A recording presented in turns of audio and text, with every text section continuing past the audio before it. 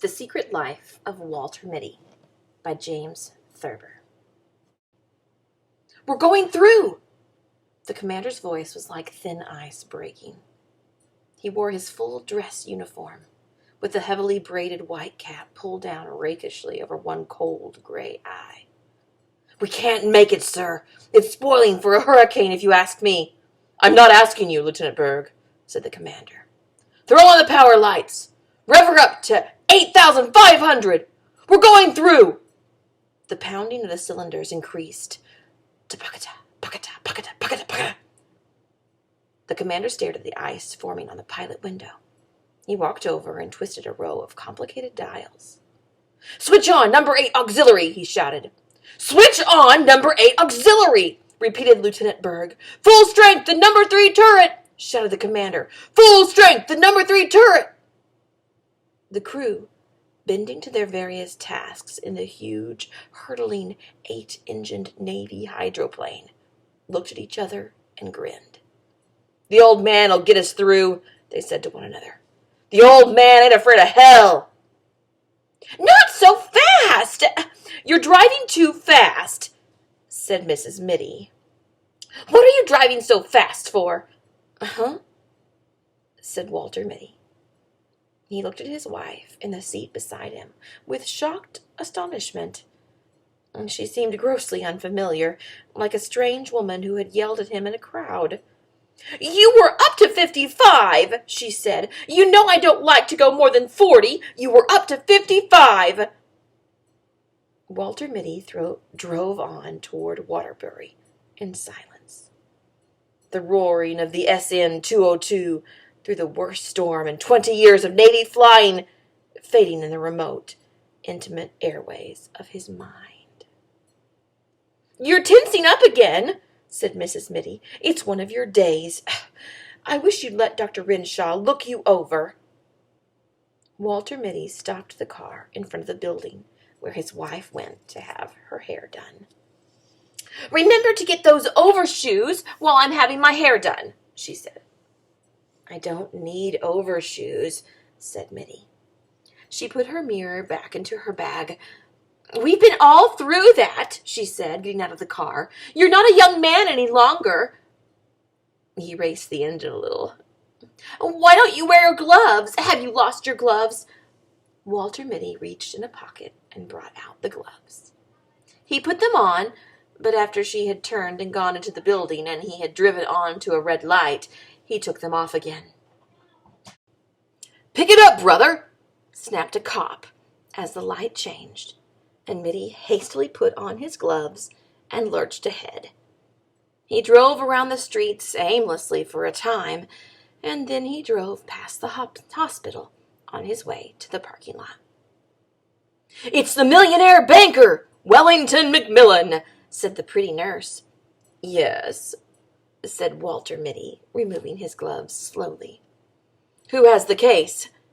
"Dr. Renshaw and Dr. Benbow, but there are 2 specialists here, Dr. Remington from New York and Mr. Pritchard Mitford from London. He flew over." A door opened down a long, cool corridor, and Dr. Renshaw came out. He looked distraught and haggard. "Hello, Mitty," he said. "We're having the devil's own time with Macmillan, the millionaire banker, and close personal friend of Roosevelt. Obsterosis of the ductal tract. Tertiary. Wish you'd take a look at him." "Glad to," said Mitty. In the operating room there were whispered introductions. "Dr. Remington, Dr. Mitty. Mr. Pritchard Mitford, Dr. Mitty." "I've read your book on streptothrosis," said Pritchard Mitford, shaking hands. "A brilliant performance, sir." "Thank you," said Walter Mitty. "Didn't know you were in the States, Mitty," grumbled Remington. "Coles to Newcastle. Bring Mitford and me up here for tertiary." "You are very kind," said Mitty. A huge, complicated machine, connected to the operating table with many tubes and wires, began at this moment to go puckata, puckata, puckata. "The new anesthetizer is giving way!" shouted an intern.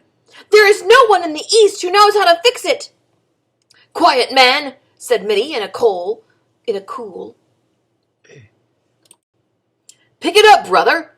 snapped a cop as the light changed, and Mitty hastily put on his gloves and lurched ahead. He drove around the streets aimlessly for a time, and then he drove past the hospital on his way to the parking lot. "It's the millionaire banker, Wellington Macmillan," said the pretty nurse. "Yes," said Walter Mitty, removing his gloves slowly. "Who has the case?" "Dr. Renshaw and Dr. Benbow, but there are two specialists here, Dr. Remington from New York and Mr. Pritchard Mitford from London. He flew over." A door opened down a long, cool corridor, and Dr. Renshaw came out. He looked distraught and haggard. "Hello, Mitty," he said. "We're having the devil's own time with Macmillan, the millionaire banker, and close personal friend of Roosevelt. Obsterosis of the ductal tract. Tertiary. Wish you'd take a look at him." "Glad to," said Mitty. In the operating room there were whispered introductions. "Dr. Remington, Dr. Mitty. Mr. Pritchard Mitford, Dr. Mitty." "I've read your book on streptothrosis," said Pritchard Mitford, shaking hands.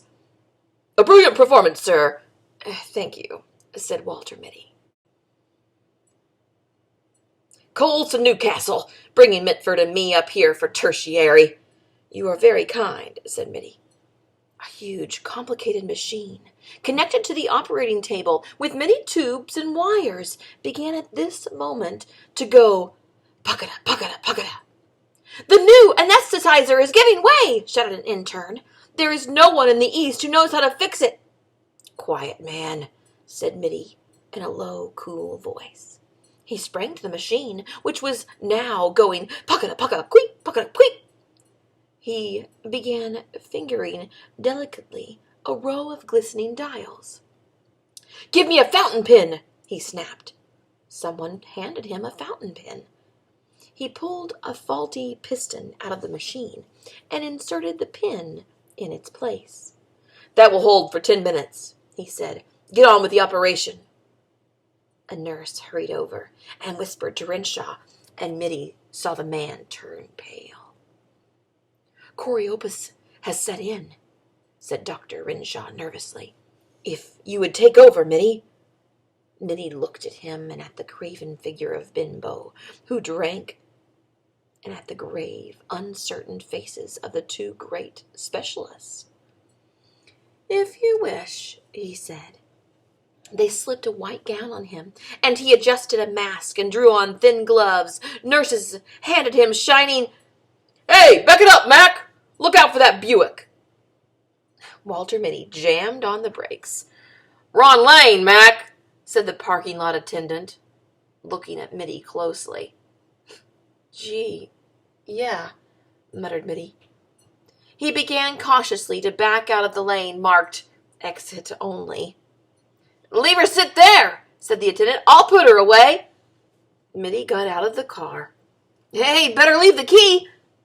"Oh," said Mitty, handing the man the ignition key. The attendant vaulted into the car, backed it up with insolent skill, and put it where it belonged. "They're so cocky," thought Walter Mitty, walking along Main Street. "They think they know everything." Once he had tried to take his chains off outside New Milford, and he had got them wound around the axles. A man had to come out in a wrecking car and unwind them, a young, grinning garage man. Since then, Mrs. Mitty always made him drive to a garage to have the chains taken off. The next time, he thought, "I'll wear my right arm in a sling. They won't grin at me then. I'll have my right arm in a sling, and they'll see I couldn't possibly take the chains off myself." He kicked at the slush on the sidewalk.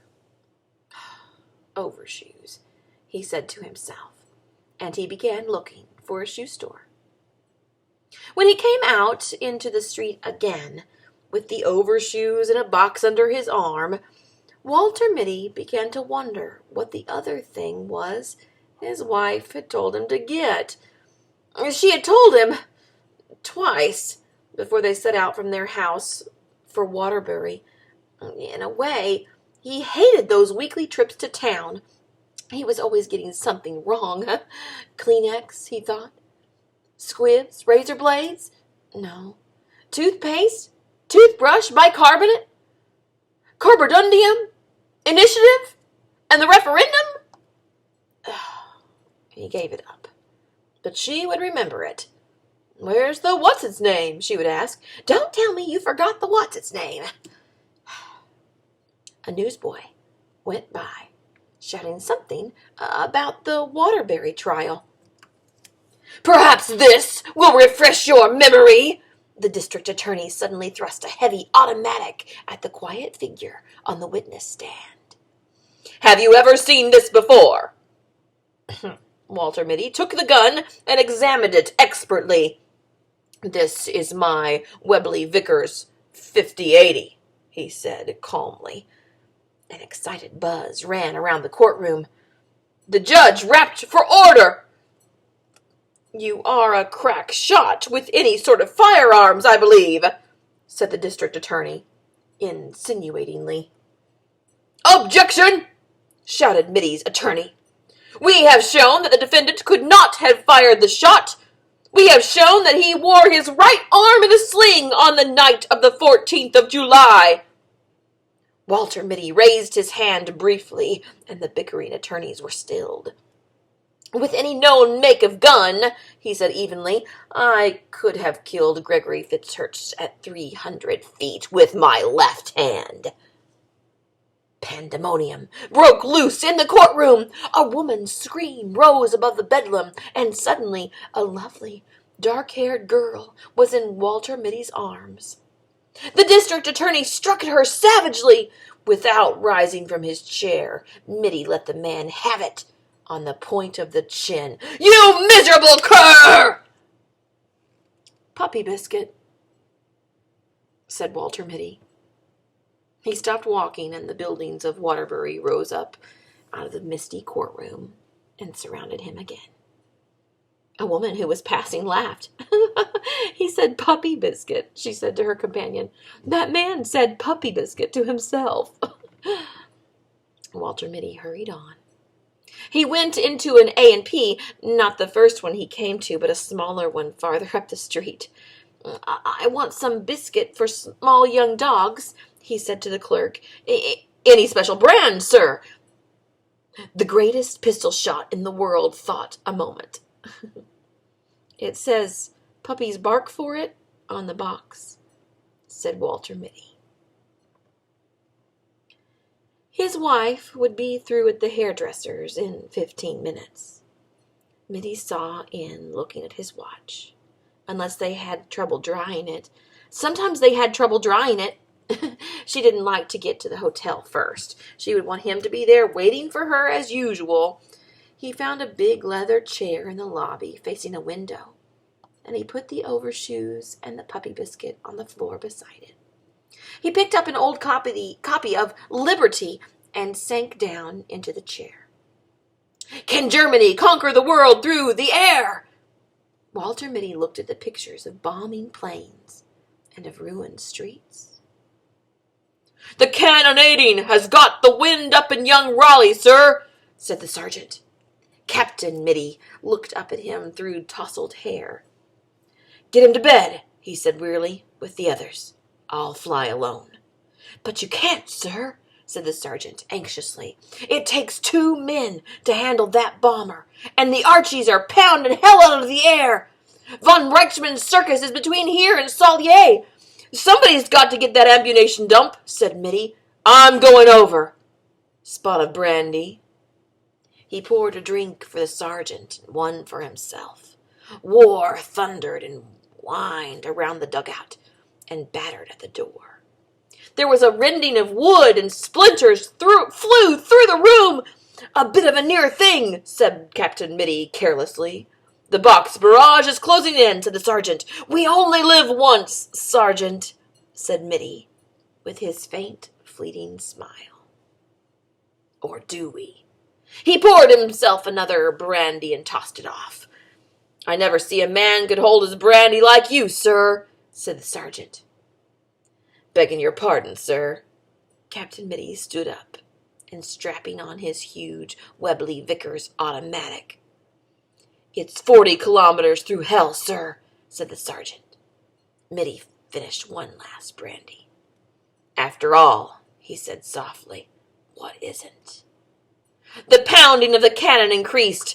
There was the rat-a-tatting of machine guns, and from somewhere came the menacing puckata of the new flamethrowers. Walter Mitty walked to the door of the dugout, humming "Après de la Blonde." He turned and waved to the sergeant. "Cheerio," he said. Something struck his shoulder. "I've been looking all over this hotel for you," said Mrs. Mitty. "Why did you have to hide in this old chair? How do you expect me to find you?" "Things close in," said Walter Mitty vaguely. "What?" Mrs. Matty said. "Did you get the what's-its-name, the puppy biscuit? What's in that box?" "Overshoes," said Mitty. "Well, couldn't you have put them on in the store?" "I was thinking," said Walter Mitty. "Does it ever occur to you that I am sometimes thinking?" She looked at him. "I'm going to take your temperature when I get home," she said.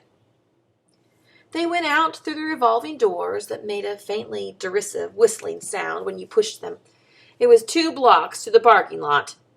At the drugstore on the corner, she said, "Wait here for me. I forgot something. I won't be a minute."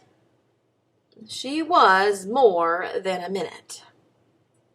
Walter Mitty lighted a cigarette. It began to rain. Rain with sleet in it. He stood up against the wall of the drugstore, smoking.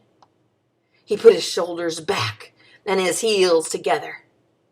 "To hell with the handkerchief," said Walter Mitty scornfully. He took one last drag on his cigarette and snapped it away. Then, with that faint, fleeting smile playing about his lips, he faced the firing squad, erect and motionless, proud and disdainful. Walter Mitty, the undefeated, inscrutable to the last.